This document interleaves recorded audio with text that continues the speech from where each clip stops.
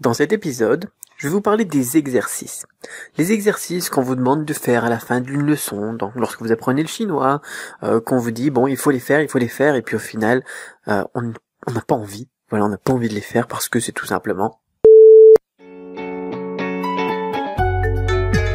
Je réponds à vos questions en vous présentant la Chine et le chinois tels que je les vois et tels que je les vis. Bienvenue dans la Chine, le chinois, comment c'est vraiment.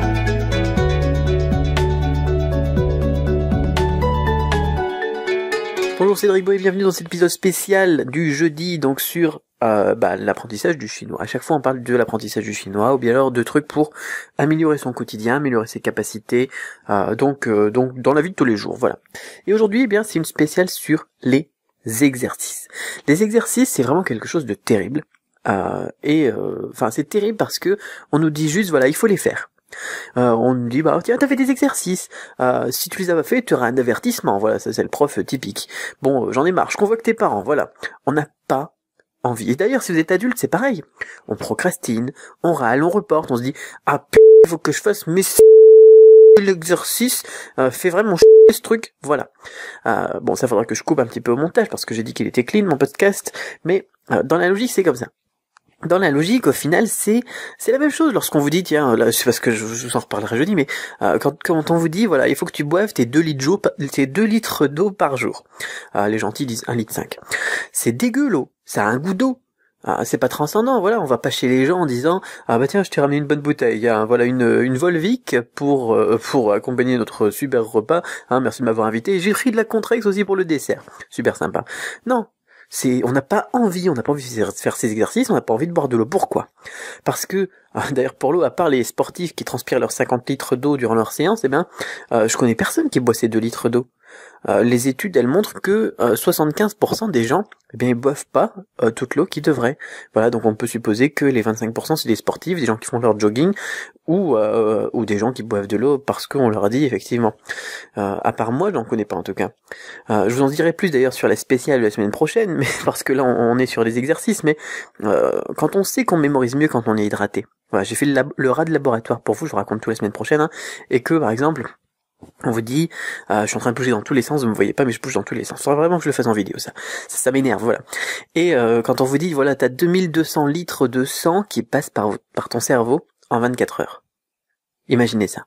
2200 litres de sang qui passent dans votre cerveau en 24 heures. Là, on se dit qu'on aimerait bien qu'il soit un petit peu plus fluide quand même notre sang, parce que si on a un sang dégueulasse, c'est pas terrible. Voilà. Chacun a sa motivation. Mais une fois qu'on comprend pourquoi, qu'on comprend comment, qu'on comprend à quoi ça sert de faire ces exercices, à quoi ça sert de boire son eau, chacun sa motivation, mais le fait de le savoir, le fait d'avoir une motivation, là, ça change la vie. C'est ça la problématique. C'est pas est-ce que t'as fait tes exercices, est-ce que t'as pas fait tes exercices. Parce que c'est agaçant, les gens qui disent, il faut que tu fasses tes exercices. C'est agaçant, d'ailleurs, de se dire soi-même, il faut qu'on fasse ces exercices. J'ai remarqué ce problème-là. Par exemple, dans Cramp, j'ai des gens qui m'envoient des messages qui me disent, oui, je sais, tu donnes tous les conseils qui vont bien, faut que je les applique, faudra que je le fasse, voilà. Puis procrastine, super.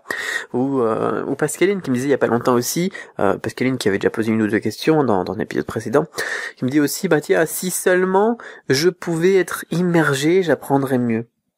Mais au final, avec des exercices, est-ce qu'on peut pas réussir à avoir la motivation de les faire? Et est-ce que ça peut pas nous aider justement à s'immerger? Parce que c'est quoi des exercices? C'est de la pratique. C'est de la pratique. Et l'immersion, c'est quoi? C'est de la pratique aussi. Donc, il faut faire des exercices déjà. Alors, on va faire ça dans l'ordre. Voilà. On va dire, tiens, c'est de la pratique. Ça sert à quoi des exercices? Ça sert à faire des fautes. Ça sert à assimiler, à comprendre. C'est une sorte d'immersion, voilà, on va travailler ces 4 points, donc pratique, faute, assimilation, compréhension, immersion, l'un après l'autre, pour avoir une petite structure dans ce podcast, parce que là je pars un petit peu dans tous les sens, je reviendrai pas sur l'eau, parce que c'était une comparaison, parce que c'est la même chose, mais une fois qu'on a compris, donc pour l'eau, voilà, on va appliquer la même logique aux exercices. Voilà, on va essayer de comprendre pourquoi est-ce que on a besoin de les faire. Et si on sait pourquoi est-ce qu'on doit les faire, eh bien là, forcément, on sera mieux. Alors il restera un problème que je vais évoquer à la fin du podcast. Mais bon, voilà. Partons donc sur l'idée de la pratique. Il faut faire des exercices parce que c'est utile. Mais d'ailleurs, il faut faire des exercices utiles pour qu'ils soient utiles. Ça, c'est un peu dommage parce que ça me rappelle, moi, mon prof d'allemand dont je parle de temps en temps, que j'avais au lycée. C'était tout sur les handicapés. Voilà. C'était, les handicapés au supermarché, les handicapés à la plage, les handicapés, etc. C'est un peu comme Martine, quoi. Martine à la plage. Moi, je m'en fous de Martine. Moi, je suis un humain, et comme tous les humains, je suis un peu égoïste. Voilà, ce qui m'intéresse, c'est moi. Donc, il faut faire des exercices qui vous concernent. Une thématique qui vous concerne. Ou bien alors quelque chose qui vous invite à parler de vous. Ça, c'est important. Lorsque vous choisissez une méthode de chinois, eh bien, regardez si les exercices qui sont proposés, ils vous touchent personnellement. Un des premiers exercices que je propose, moi, dans les méthodes Cramp, par exemple, c'est une présentation. Et on commence pas par présenter votre petite sœur. Ça, on peut le faire après, quand on parlera de présenter sa famille, etc. Et encore, je dis présenter votre famille. Je dis pas d'abord présenter votre petite sœur. Ça vient en sous-point. Parce que c'est beaucoup plus motivant et beaucoup plus utile, donc pour la suite, on en reparle, de parler de soi. Quand je leur dis, voilà, présentez-vous en chinois, à l'oral, à l'écrit, je sais, et ils le savent aussi d'ailleurs, les personnes qui font les exercices, que lorsque ils vont aller en Chine où ils vont rencontrer, un natif chinois, ils vont se présenter, ils vont l'utiliser. Donc là, on comprend déjà un premier point de l'exercice. La motivation est là. Pratique. Alors on reviendra d'ailleurs sur l'idée de l'immersion après. Ça sert aussi à quoi des exercices? Ça sert à faire des fautes. Et alors, là aussi, ça dépend aussi en fonction de vos méthodes, mais si vous avez quelqu'un qui vous corrige, il faut que ça soit quelqu'un qui vous encourage. Parce que les fautes, c'est normal de faire des fautes. On a besoin de faire des fautes. J'avais déjà fait une vidéo complète, une fiche pratique sur le faisage de fautes. Moi, je mets du temps à corriger, mais j'essaie toujours d'être positif, d'être optimiste, de motiver les gens, de les pousser vers l'avant. Donc, lorsque vous faites des exercices, regardez, faites des fautes. Faites des fautes, vous dites pas, ah bah non, je vais pas faire mes exercices, je vais faire des fautes. Je vais pas faire mon devoir parce que je vais avoir une mauvaise note. Au contraire. Et là, ça dépend du prof. Voilà, des fois, on a des profs qui sont, je vais pas remettre des termes crus, mais voilà. Donc, et là, si vous travaillez, par exemple, en autodidacte pour le chinois et que vous avez qu'un livre, par contre, là, c'est pas marrant, effectivement, de faire les exercices. Pas marrant du tout. Parce que, il y a personne pour vous motiver, il y a personne pour vous expliquer vos fautes, etc. Mais bon, c'est comme l'immersion, encore une fois. C'est comme l'immersion, encore une fois. L'immersion, on va faire plein de fautes, mais n'empêche que c'est super. Pourquoi? Parce qu'on a les gens en face qui vont nous aider, parce qu'on a les gens en face qui vont nous corriger, et qui vont nous pousser vers l'avant. Donc là aussi, c'est important de voir dans quel cadre, de quelle manière vous faites vos exercices, et de quelle manière, surtout, ils sont corrigés. Alors les exercices, ça sert aussi à assimiler, à apprendre, et ça c'est vraiment important. J'en avais parlé ça dans une vidéo sur YouTube, je disais enseigner, c'était une fiche pratique aussi, je crois d'ailleurs, enseigner le chinois à votre grand-mère. Pour être bon, meilleur en chinois, il faut l'enseigner à votre grand-mère, ou à votre petite sœur, ou n'importe quoi. Parce que lorsque vous enseignez quelque chose, vous êtes obligé d'avoir compris vraiment en profondeur la chose, d'avoir étudié toutes les questions possibles que vous pourrez vous poser, une personne qui ne connaît rien, donc en l'occurrence votre grand-mère, votre petite sœur. Quoi de mieux que des exercices pour assimiler, pour comprendre. Si on a vraiment bien compris, on fera pas de faute à l'exercice parce qu'on aura bien compris l'essence de la règle, de grammaire, de structure, de vocabulaire ou de je sais pas quoi. Voilà, donc ça c'est vraiment aussi un autre avantage des exercices. Voilà, si j'avais su ça, moi à l'époque, j'aurais mieux fait mes exercices d'allemand. C'est comme ça. Voilà, et puis donc je vous disais, c'est aussi une sorte d'immersion. Donc comme le premier point, le meilleur exercice, c'est celui qui est vrai. Là, je peux vous parler, je vous parle d'allemand, mais je peux même vous parler de mathématiques. Moi, les mathématiques, ça m'avait jamais passionné. J'ai trouvé, ça m'a jamais vraiment intéressé. Et surtout, en plus, l'étude de fonctions et tout ça, après, quand on monte j'ai fait une terminale scientifique, moi, quand on arrive dans ces trucs-là, on se dit, mais mince, quoi, qu'est-ce que je suis en train de faire? Qu'est-ce que je suis en train de faire? C'est du chinois pour moi. Enfin, à l'époque, c'était du chinois pour moi.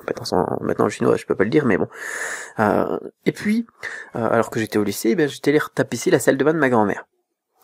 Et là, paf, on se retrouve avec un triangle. C'était, dans une maison avec une charpente et tout ça, quoi. Donc, on a des triangles, effectivement, dans les angles et sur les côtés. Et là, je me dis, tiens, triangle, angle droit, théorème de Pythagore, voilà. Le carré de l'hypoténuse est égal au carré des deux autres côtés. Et paf, là je me dis, oui, ça sert à quelque chose. Si on les applique à ma vie, si je les applique à mon quotidien, si je les applique à ce que je fais, ça peut être utile.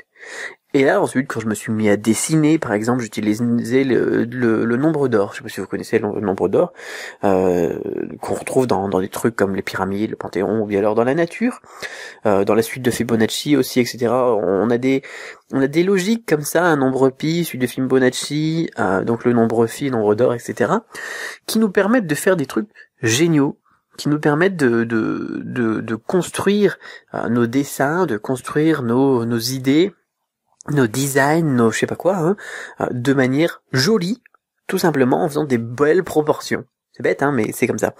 Et là, je me suis dit, bah tiens, effectivement, ça c'est utile aussi. Voilà, donc on va dire les mathématiques jusqu'à la seconde, au final c'est utile. Après première terminale scientifique, bon, pas trop.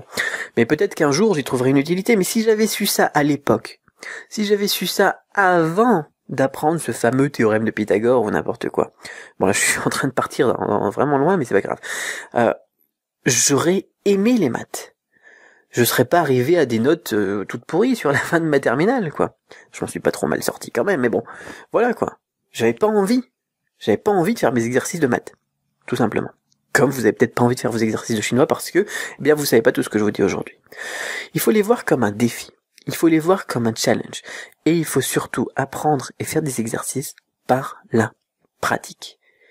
Mais encore une fois, voilà, tout ce que je vous dis encore aujourd'hui, c'est comme dans la méthode Cramp, je le dis plein de fois, je donne plein de bons conseils et tout, je donne des bons conseils.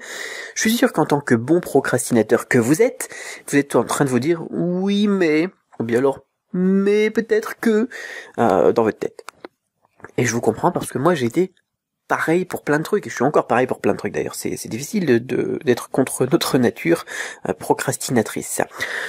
Mais il y a des fois, eh bien, le fait d'avoir une solution qui explique ça, plus d'être pris par la main, eh bien ça peut tout changer. Alors là je vous parle du business, ensuite je vais vous parler d'autres choses, mais il faut avoir cette logique-là. Un jour, moi, eh bien, j'ai eu des gens, je m'intéressais au marketing, etc., pas mal pendant mes premières années de licence en commerce et vente. Enfin bon, voilà, vous savez tout sur ma vie à la fin de ce podcast.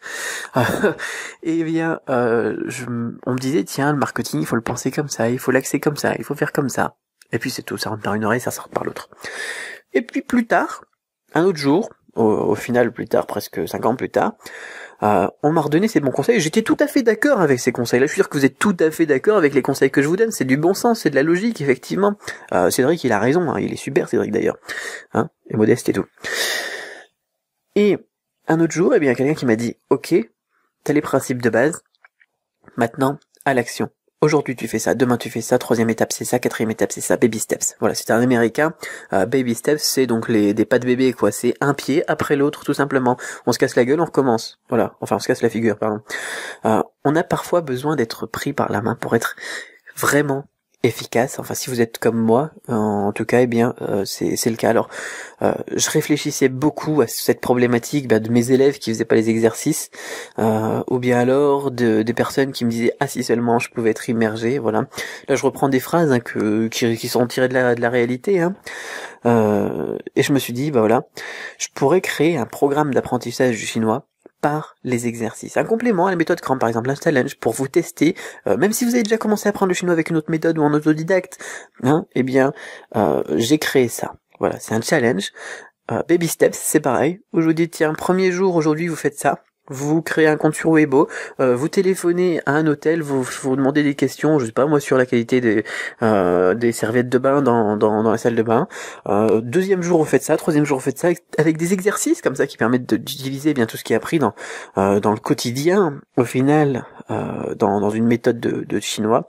Mais pour faire des exercices, en vrai c'est un challenge, c'est des défis, puis c'est rigolo, c'est amusant et c'est motivant. Je l'ai fait de cette manière-là, que ça soit motivant, qu'on découvre des trucs, qu'il y ait des petits trucs spécifiques aussi, un petit peu des petits trucs comme dans les podcasts d'ailleurs, ou comme dans la minute culture de la méthode Cramp.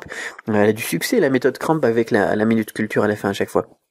D'ailleurs je crois qu'il reste que 7 places pour la méthode Cramp, si jamais vous voulez vous inscrire ce mois-ci. Enfin bon voilà, c'est pas grave.